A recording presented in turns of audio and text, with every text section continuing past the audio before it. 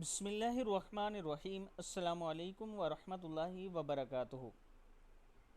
आबिद राजा channel की तरफ से आज मैं अपने दोस्तों को बताऊंगा कि आप सल्लल्लाहु अलैहि वसल्लम ने इस दुआ के मुताल्लिक क्या फ़रमाया और किस टाइम ये पढ़नी चाहिए।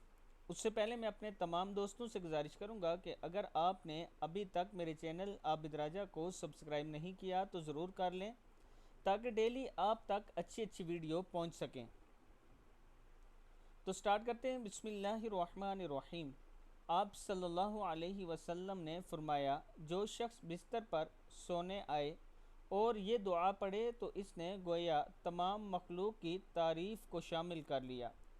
अल्हम्दुलिल्लाहिल्लज़ी कफ़ानी व आवानी वल्हम्दुलिल्लाहिल्लज़ी अतअमनी व सक़ानी वल्हम्दुलिल्लाहिल्लज़ी मन्ना अलैया फ़अफ़ज़ल अलैया व अस्अलुका बिइज़्ज़तिका अन तुनज्जियनी मिनन्नार अन तुनज्जियनी अन तुनज्जियनी मिनन्नार।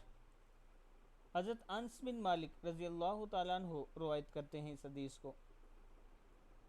मैं अपने दोस्तों से गुजारिश करूँगा कि जब भी रात को बिस्तर पर जाएं तो इस दुआ को बेशक सुनकर एक बार ज़रूर पढ़ लिया करें।